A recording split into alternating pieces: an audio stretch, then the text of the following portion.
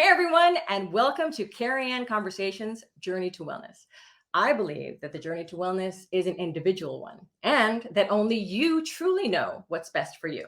But how can you know what's best for you if you've never heard about it or don't have access to the information? Well, that's why I started this series. My hope is that you will learn something new in every one of these conversations that will help you get one step closer to your wellness goals.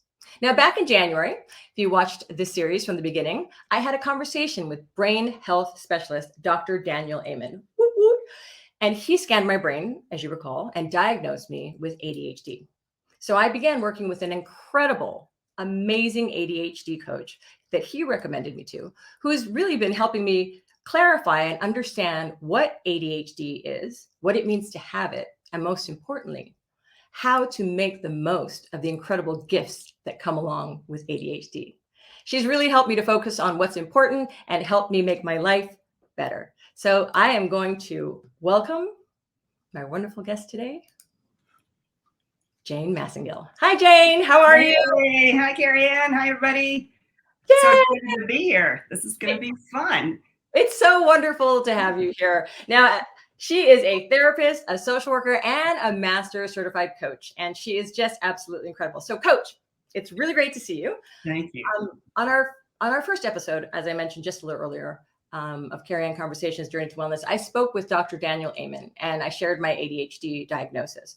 Dr. Amen suggested I speak with you. Now, can you share with everyone how you started working with ADHD patients and how is an ADHD coach different from like a regular life coach or health? Great question. Great question. It's really interesting. I was thinking about this morning. When I first started out as a social worker in the early 80s, there was no such thing as adult ADHD. It was really just a diagnosis in kids. And I ended up meeting Dr. Amen. I actually met him. When I first moved to California, I thought I want to work with a psychiatrist and work with their families. So at the time, this was late 80s, the only thing we had was the Yellow Pages. So I called every psychiatrist in the Yellow Pages, and Amen begins with A. And so I met him the next day. Dan hired me on the spot. He actually had just finished his fellowship, his residency, so he had just started his practice. So I started working with him in the late 80s, and we were working with a lot of parents that had kids with ADHD, but again, no parents were. The parents were just starting to get diagnosed. There was this like idea that, wow, kids look a lot like their parents and vice versa. Right. And right around that same time, Dan started doing brain imaging, and I volunteered to have a scan because he needed healthy brains. Well, we now know he needed normal brains, I should say. Well, we know there's not such a thing as a normal brain, but healthy brain. So through that process, I learned about my own ADHD and just started. Wait, was that the first time that you realized you had ADHD is when you scanned your brain? Absolutely. Yeah, I was doing all of these evaluations with people at the Amen clinic. So I had left the clinic for about 4 years when my kids were really little. And when I came back, Dan was doing all these scans all of a sudden. And not all of a sudden, I mean, he had done that during that 4-year period, really started developing that into his practice. But he needed a bunch of people who he needed research, or, he needed brains to research. So he said, anybody wants to come in and volunteer, let's start looking at brains. And I remember at that time thinking, this just makes so much sense. When he looked at the scan, he said, oh, I kind of didn't expect this exactly, but he didn't see a lot of my own struggles that weren't showing up in the workplace. He didn't see the stuff in the background, what my piles looked like at home and how I worked really hard to just try to keep it together. So it was a relief. It was such a relief to me when I had that diagnosis. And I think it is for most people. Carrie Ann, I think you said earlier, help you connect the dots. And that's what it was like for me. It was like a light bulb, like, wow. Yeah, like it really brought it together and it made sense of everything. And yeah, you're right. It connected the dots for me. And I remember when I first started working with you, one of the first things you said to me was that you asked me if I had kids, because you said a lot of parents, going back to what you were saying earlier, a lot of parents don't even know they have ADHD until their children get to a certain age, and then they start to see it. And then they start to feel overwhelmed in their own life, taking care of their kids and wondering why why is this so difficult? Yeah. Not knowing that they have ADHD. Yeah. So absolutely true for me. I mean, it was right in the middle of when my kids were really little, and I'm juggling a lot of stuff and trying to work. And it was just a big aha. So Big aha. Yeah, I hear you. It was such a big aha for me, and it really helped yeah. me understand a lot of things. And I think as a child, for most of my life, I've always felt a bit different. Mm-hmm. And then, some parents will tell you, oh, no, you're not special. But that's not what I was trying to say. I was just trying to say, I think my brain is a little different. And then, parents always try to keep you in line and keep you keep your feet on the floor. And my mom was always doing that. She would kind of go like, I don't know. So there's a lot of misconceptions right out there about ADHD. And I think before we even go any further, I want to get to that. So especially there's misconceptions about adult ADHD. Can you clarify for everyone, what is ADHD? Yeah. Okay. So great question. ADHD is it's a genetically based, biologically based set of syndromes. It's a syndrome. So I like to think of it as a way of being in the world, but there is biology to it. So, and there's clear science. Absolutely. There's so much of that. There's no disputing any of that. Mm-hmm.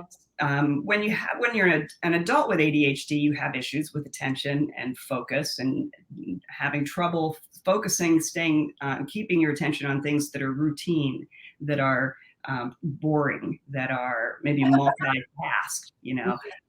The opposite is true though too. So attention deficit is such a it's misguided actually, because we don't have a deficit of attention. We have so much attention we don't know what to do with it.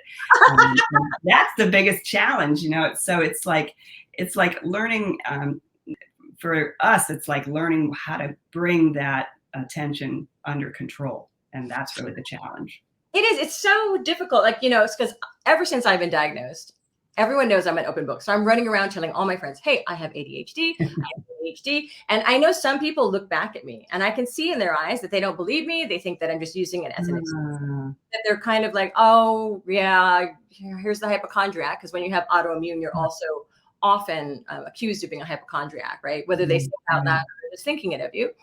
And it's fascinating because people don't understand what it is. And as I've done my research and have been working with you and Dr. Amen and reading every book possible about these kind of brains, I just realized that it's just a different way. It's like we can't control the speed at which or the intensity at which our brain wants to focus on things, right? So sometimes it focuses, sometimes it hyper focuses, sometimes it wanders down the street, down to the bus stop, gets on the bus, goes to San Diego, and then she's in Tijuana. And she's like, wait, I thought I was just doing my dishes. That's how I feel sometimes. I'm like, how did I get here? Is that a good description? That's a wonderful description. That's really a wonderful description. And there are so many positive aspects of having ADHD. One of the things I love, Ed Hallowell and John Rady wrote this 20 years ago, wrote a book called Driven to Distraction. They recently just wrote another update to it. I love this book. It's called ADHD 2.0. And really what I've always loved how Dr. Hallowell talks about your brain. It's when you have ADHD, it's like having a Ferrari brain with bicycle brakes. That is so right. It really describes it, and so when we're talking about challenges with ADHD, how do you know you have it? When you have ADHD, your prefrontal cortex, which is kind of like your supervisor or your secretary, your prefrontal cortex is not functioning. The blood flow and metabolism isn't flowing through there like it does for everybody else who doesn't have it. So you have issues with what they call executive functioning, and so what I think of that is like, okay, it's like if you have an executive secretary that's just out to lunch, and sometimes that person comes back and sometimes they don't. You don't always know when they're going to come back, but you can't trust them to always be there for you.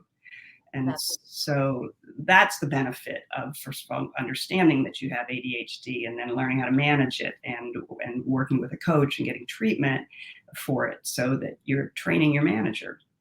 Wow, that's a really great way of looking at it, to kind of specify what part of your brain is slightly different.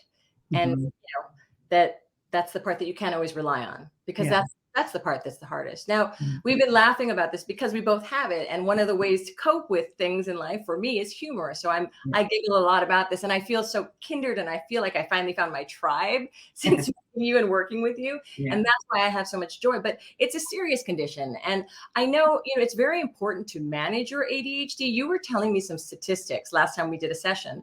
Would you mind sharing those? Yeah, I mean, Russell Barkley is a psychologist and a researcher who's been researching ADHD for, I think, 40 years now. I had the honor of working with him when I worked at UMass Medical Center in Massachusetts. But he came out with research a couple of years ago, which absolutely blew my mind, and it was shocking, quite frankly. He's been studying actuarial tables and insurance actuarial tables, and he's been able to duplicate some research that was done in Taiwan in a bigger way that actually says that if you are an adult undiagnosed, untreated, unmanaged with ADHD, your estimated life expectancy is up to 12 years shorter than everybody else's.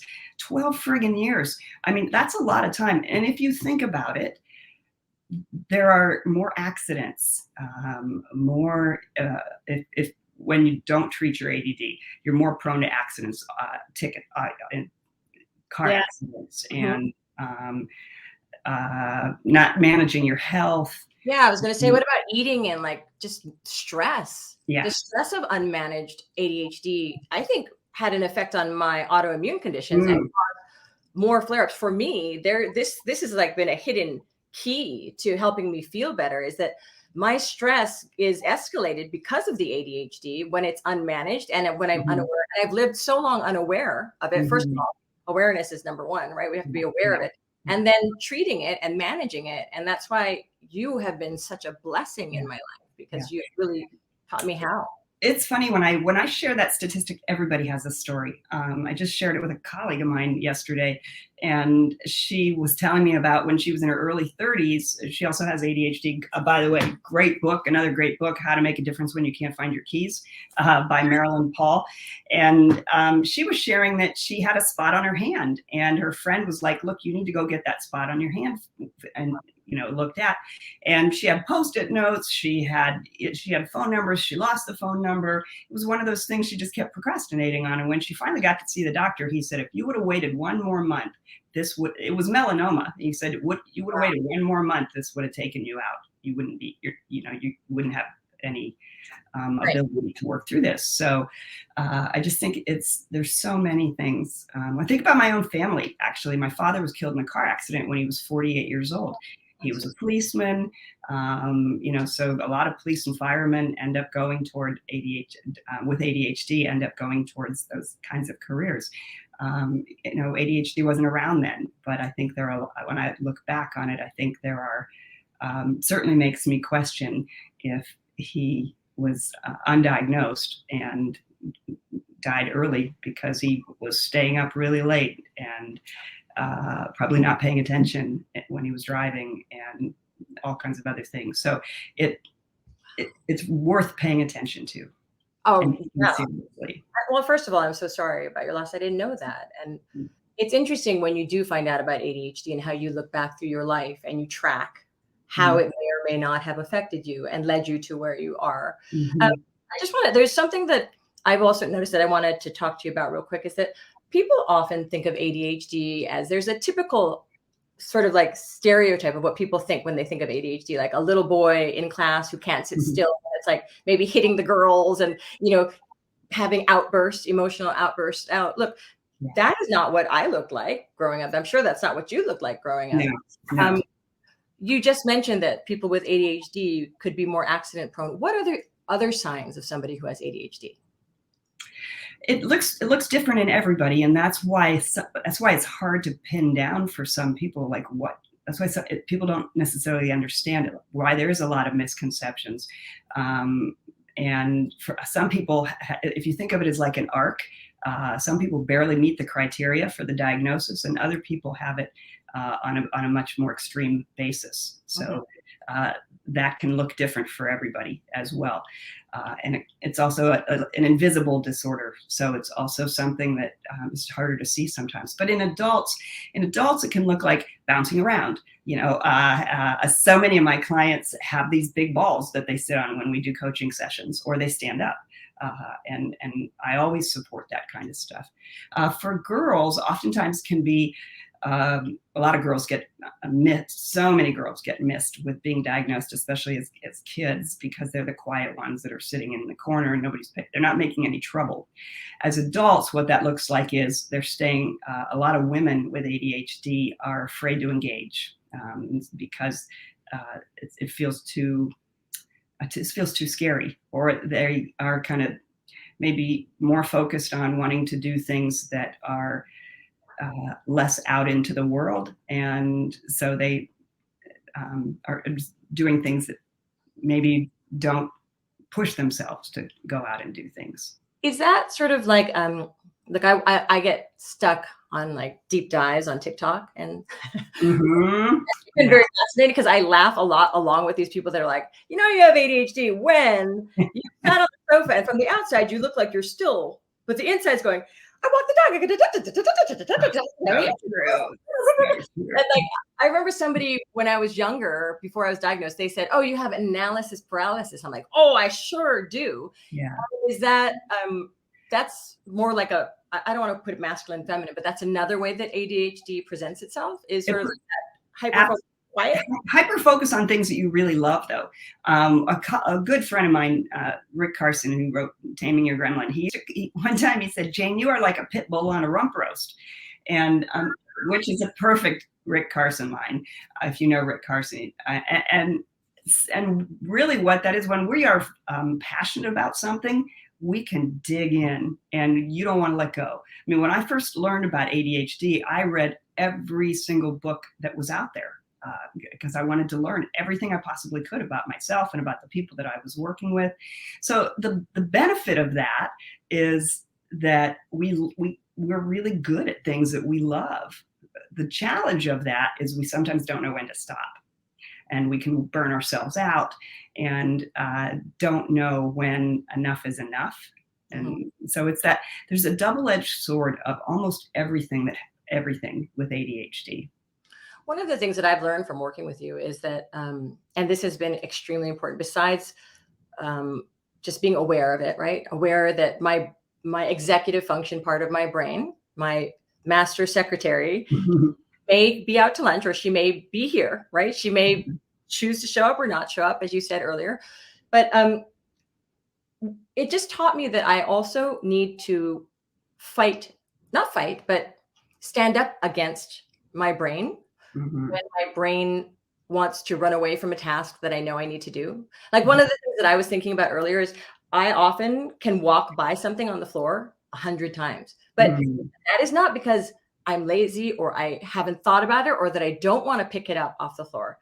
I don't really understand it, except that now I know I have to actually put more effort into stopping and taking that moment to do something and trying to finish it. If it's a short task, because even like doing dishes, things like that are the really simple, mundane tasks I struggle with so much, right?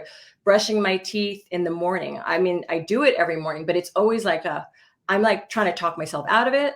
I talk myself around it. Maybe I'll do it this way. Maybe I'll change the way I do it. It's challenging. And I say all these things because I want people to understand that, like, you may not be ADHD, but you may struggle with some of the things that we're talking about, right? And I think that all the things that I've learned from you, whether I have ADHD or I want to claim the diagnosis of ADHD, because some people may not, right? Some people don't like diagnoses. They don't want to be put in a box. Yeah. I like it because it helps me manage myself and understand myself better. It doesn't mean I'm limited in any way. It doesn't mean anybody who has ADHD is limited in any way. Oh, see, look what happened. I just lost my train of thought. There it is. So interesting point. You don't actually have to have a diagnosis of ADHD to benefit from the things that we're talking about. In ADHD 2.0, the Hallowell and Rady book, that one of the things that they've just been talking about is something called VAST, everybody can benefit from this. And especially with the onset of the internet and so many distractions, whether you have ADHD or not, our attention is constantly pulled. And so it helps to know how to focus that attention. And I mean, I think there's no surprise that there's such a rise in meditation and mindfulness, because that absolutely helps us kind of come to the present moment and be able to quiet down some of the other things that are going on around us. So you speak about meditation. So now we've kind of shown people what ADHD could look like. And if somebody's wondering, they're kind of seeing what the potential is for themselves to have it. And maybe if you want to go talk to your doctor, and, you know, there are tests that you can take. But talking about tools to just help manage life. I mean, I think everybody's overwhelmed right now, which is a constant for people with ADHD. What are some of the tools besides meditation? Because everybody says meditate, but what else is there? And why does meditation really help? Yeah, well, meditation helps because it's a practice. It's a practice of shifting your attention. Taming Your Gremlin, Quieting That Monster of the Mind, another book that I use all the time, Taming Your Gremlin by Rick Carson. I love it. And one of the things that I love about that is, for me personally, it really helped me understand that I can actually shift my attention. You know, I used to think when I first got diagnosed with ADHD that my attention was like a fish on the bottom of a boat, just flopping around, and there was nothing you could do about it. Right. You know, you just had to kind of watch it and try to keep up with it. I mean, that's what it feels like oftentimes, right? Yes.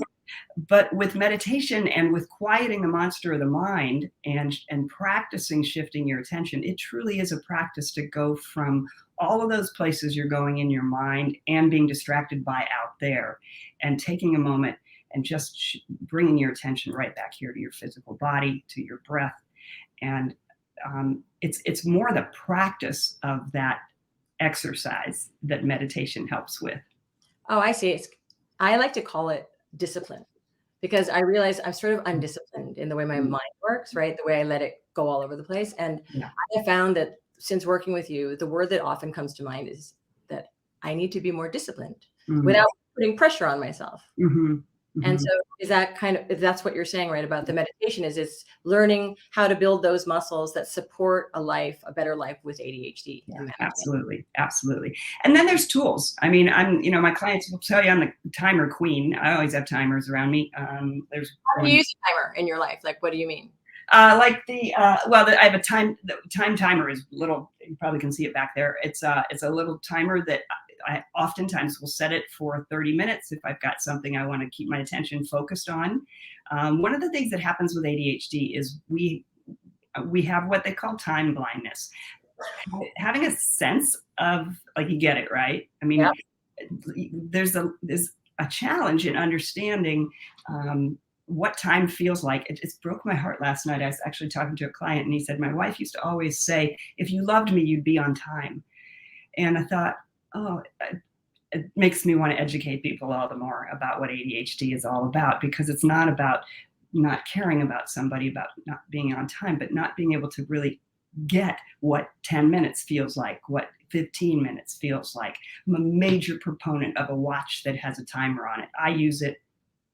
I think this morning already, I've probably used it a half a dozen times, just to help me stay on track. So timers are a big one. Meditation is a big one. What about lists? I'm a list and check box maker. Yeah, absolutely. Absolutely. Making lists, having something physical to help remind you.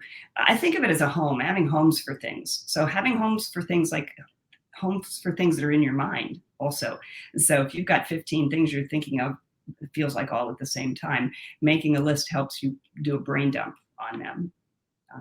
Any kind of tools that help you get a sense of time, like I oftentimes will have my clients at the beginning of the year get a big wall calendar. I always have one. I have one over here. You can't quite see it, but a poster-sized calendar for the whole year, because that lets you stand back and see an entire 12 months at a time. Yes. You know what's so funny? A lot of this stuff, I used to give people a lot of advice on how to manage their autoimmune conditions. I'm like, you need to be able to see it all, because as your energy comes and flows, because autoimmune is similar to like the executive function, like your energy comes and ebbs and it flows, right? And it's very similar. So when you have a bird's eye view of what the month looks like, you can schedule in time to rest, and you can you can make better decisions, because I have a tendency to overbook myself to things. Because I get super excited about things and I mean yes and I say yes, but then I can't because I've said yes to 7 things at the same time. Yes. Yeah. Yeah. Yeah. So these are all the things. Now, one of the things that you taught me that I thought was so fascinating was the VARK test. And you taught me that one of the things that can help, and this can help anybody, whether you have ADHD or not. Absolutely. I'm sure there's some people that are listening to us going, what are they talking about? None of that applies to me. They can't even understand what it means. And then there's other people who are going, oh my gosh, that's me. Nobody's spoken my language before. Absolutely. Now, this VARK test that you told me about teaches us about our learning style, which I thought was really interesting. And how does that help somebody with ADHD or somebody who doesn't have ADHD? Well, we're constantly learning, and it helps to know what our style of learning is. And so whether you have ADHD or not, and I recommend this test, especially for parents for their kids. It's VARK. That it stands for Visual, Oral, Read, Write, and Kinesthetic. It's VARK, and I think we'll have that link. So it helps you communicate with not only other people around you, but understanding how you communicate with yourself as well. So for you, Carrie Ann, you do the list because one of your learning styles, one, not all, because you actually are a 4-part learner, but one of yours is writing things down. And if it's and so anybody that is working with you on your team, they need to know that, and you can let them know that, and then they get it. So and then it helps people understand how to make requests. Like I'm working with a college student right now, and he is a 4-part learner, and he really struggles with trying to get a project done until once he started realizing, okay, I need to make a diagram about this. I need to talk with somebody about it. I need to have a live example of somebody actually doing this. I need to take notes. Then he can get it. But without doing that, you struggle, you start beating yourself up, you start giving up. So I think it's a brilliant contribution that is super affordable and can help anybody. The VARK test. Yeah. Because I will add to what you just said about the 4-part learning. As somebody who's also a 4-part learner, that just means that it's like, in order for me to learn something, I kind of need to do it 4 different ways for it to sink in.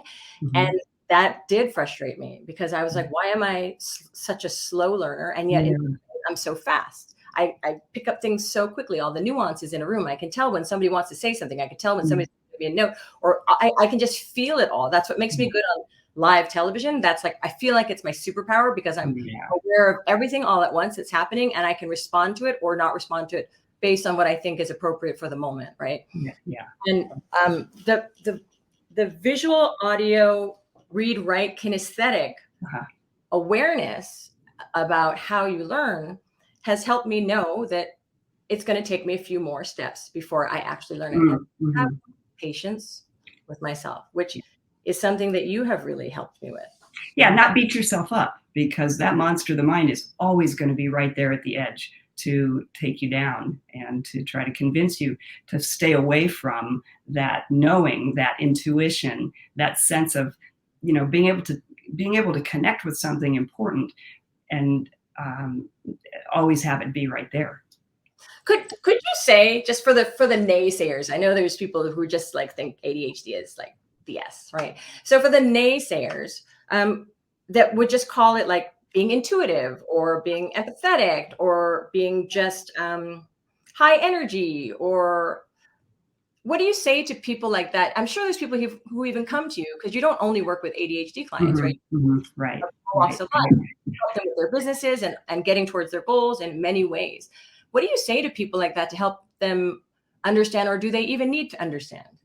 Well, I do always want to reiterate that ADHD is not like a belief, that, it's not like a religion. I mean, it is a brain-based set of issues, set of challenges. And so, which can improve, by the way, it can really improve. In fact, last week, 2 days ago, I just saw this brain SPECT scan of somebody that had 20 years ago. We had an image of her scan. Her prefrontal cortex didn't look so hot at all. Just saw it 20 years later again this week, and it was like wow. I mean, it was so hopeful to see the neuroplasticity of the brain and how you can really improve your prefrontal cortex, your executive functioning by working at it, by exercising all of these things that we're talking about. So it is real. That's, I think, probably the first and most important thing to understand. It's just that it's invisible, and everybody has certain traits or characteristics that can look like ADHD. But if you have ADHD, you're going to have more of a lifelong challenge of some of these issues with attention and distractibility and focus, and they get in the way. So that's, I think, probably the most important thing, is for people to just have empathy and understand that if you see somebody, somebody that has it, educate yourself, stay open. Yeah, stay open. That's one of the things that I was surprised in my work with you, is that, because it does require a certain level of discipline to get your ADHD in a manageable form for your life. And it also, I've noticed that you have so much compassion when you help me, and that we often get into much deeper issues about things that I'm afraid of. And when I tell you I'm struggling with something, what I love is that you don't just go, "Oh, it's the ADHD, too bad." You're always like, "Well, what are you afraid of? What's happening there? What are the possible outcomes?" And I find that to be so nurturing and so very healing. So if somebody were to go and seek out the help of a coach in their lifetime, what would the what advice would you give them in what to look for? Because I think it feels relatively new, although you've been doing it for a long time. Maybe some of the people that are watching have never heard of an ADHD coach or anything like that. I think it's really important to make sure that you connect with somebody. Like I always tell people, if it's helpful to interview 2 or 3 coaches and make sure there's a sense, there's a bond, that you feel something with the person that you're potentially going to work with. So interview some people. Make sure that if you're looking for somebody that's an ADHD coach, make sure that you are working with somebody that has some background and knowledge on what ADD is all about. When I first started doing coaching, there were no such things as ADHD coaches. Most of the people that were getting into the field were educators, educational psychologists, therapists, social workers, entrepreneurs who saw the curve, saw the possibilities with this field. So you just want to interview people. You want to make sure that you have a good connection and that they understand what ADD is all about. Okay. Yeah. Now, since you have been coaching for a long time, I'm very curious to know, is there people that, from your experience, is there an area of life that people struggle with the most that come to you, that you see consistently over? Yeah, absolutely. Self-confidence. I mean, I'd have to say it's really probably top of the heap. And if you think about it, if you've been told your entire life that you're a square peg in a round hole and you don't fit in and you're not doing things the right way, you're going to start to question, am I capable?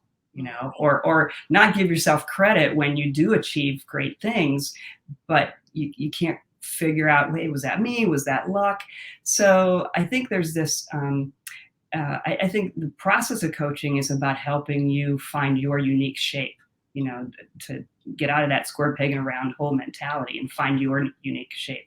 So, and that's where the work, as you talked about, Carrie, would go a little deeper. There's healing to be done from some of the scars of the past. So that's always a big thing. Organization of time and space is always a big thing, and just struggling with getting the mundane things done on a regular basis. In fact, one of the things I started a couple of years ago was a 3-hour time, I call it a get her done project workshop.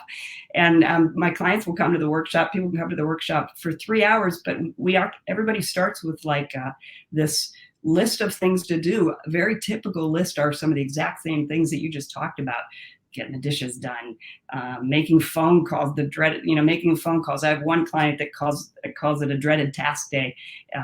And, she just uses that as a time to come in and get some of those things done too. So people come for this 3 hour class, the Get Her Yeah. Done workshop, Yeah. and then they have their list of things that they want to do. So, but is everybody doing it together, or does everybody kind of it's just having somebody like you're being held accountable? It's an accountability group, but I'm coaching people the whole time. So before you even sign up for the group, you get a list. I'm teaching you. Here's how you do a brain dump. Here's how you break things down into 3-hour chunks of time, and then everybody comes into a Zoom room for 10 minutes. We share who we are, what you're working on, what you're going to be doing for the first hour. We set a timer literally, and so people practice using their timer. Everybody turns their camera off or just closes their computer. I stay behind the screen, so you can't see me, but I'm there. And you go and do your work, and then you come back at the top of every hour for 10 minutes. Check in. I'm having people listen for what were your distractions, what got in the way. What did you notice? And so there's a ton of coaching going on in those sessions, and a lot of learning about what it's like having ADHD, and just knowing that you're not alone, and that there are other people that are successful, very successful in life, but struggle with some of the same challenges. That in and of itself has just been such an unexpected, wonderful surprise for me that's come from the workshop. I love that you're building a community for people like us. And it's funny, as I'm listening to this conversation and thinking about the people who are watching and listening to us talk, I feel even more not separate, but I can tell that there really is a difference between, because even myself who has ADHD wonders if it's real, right? And Yeah. I can tell that some people are going to listen to this and be like, what are you talking about? This is like, who needs to sit together with people and do a Get Her Done workshop? You know what? For people who have it, that just sounds so enticing, because I often can do things better when there's somebody around. I don't know why. I get my projects done when there's other people around. So for whatever reason, I know that there are people out there that this is so resonating with. So for those people, how do they sign up for the Get Her Done workshop? Yeah, they can come to my website, janemassengill.com. For your listeners, if they put in a discount code, they'll click on Get Her Done workshop on the homepage, and they will pick a date that they want. I do them about twice a month, and they'll pick a date, and they can put in a discount code. It's conversations is the discount code. Doesn't matter if it's uppercase or lowercase. It's a little bit less than, it's about 60% off of the regular price. And before they even have jump into the Get Her Done workshop, I'll talk to them for 15, 20 minutes, make sure that their project is a good fit for the program. And it's fun. They're fun. I love doing them. Everybody loves doing them. I love it. And you're so good at what you do. And I'm so grateful that you have come into my life, and that I have you as a resource. And I think in this world, we're all kind of struggling, right, in life.